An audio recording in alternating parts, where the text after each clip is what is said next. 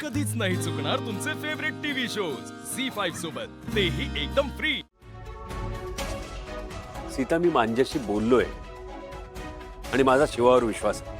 हा विश्वासच घात करेल तुमचा एक दिवस। ताई, अगं आशूला काही होणार नाहीये आणि शिवा आहे ना तिथे, ती त्याला काही होऊच नाही देणार। बास बास करा तुमचं शिवा पुराण। ती मुलगी या घरात आल्यापासून फक्त संकटच येत आहेत। ती माणूस म्हणून कितीही चांगली असली ना तरी आशूसाठी ती योग्य मुलगी नाहीये।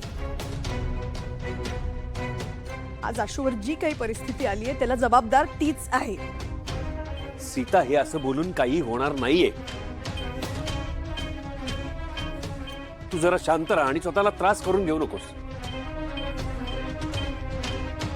मग भाऊ करा ना काहीतरी, काहीतरी करा, फोन करा तिकडे, नाहीतर आपण सगळे तिकडे जाऊया। एक काम करूया, तिकडे पोलीस स्टेशनला आपण कळवूया, नाहीतर काहीतरी करूया। हा, कीर्ती बोलते ते मला वाटतं बरोबर आहे। आपण आता जर निघालो तर पोहोचू आपण। हा, अरे नाही, ते इतकी जवळ आहे का ती जागा? जायला वेळ तर लागेलच ना। मग काय करायचं? नाही, इथे असंच उभं राहायचंय का? त्याने काय होणार आहे? आणि जर काका आपल्या आशूला तिकडे काहीतरी झालं, मग काय करणार आहोत आपण? कीर्ती, तू जरा शांत बस। तिथे काय परिस्थिती आहे हे तरी आपल्याला कळू दे ना। शिवा आणि आशू ज्या घरात राहिलेत त्या घरात लग्न आहे। आपण जर पोलिसांना सांगितलं आणि पोलीस जर त्या ठिकाणी गेले तर वेगळंच होईल काहीतरी। मला बाकी काही कशाचंही पडलेलं नाही। मला फक्त माझा आशू सुखरूप यायला हवाय। सीता, शिवानं आजवर दिलेला शब्द कधी मोडलेला नाहीये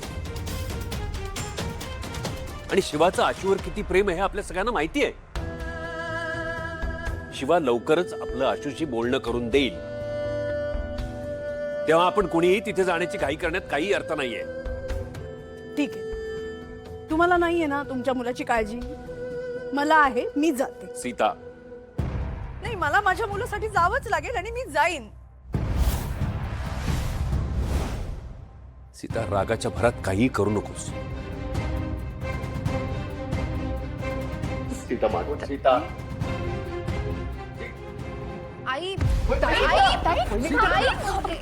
पाणी? भाऊ भाऊ बघा ना प्लीज, काकू पाणी आण। आई,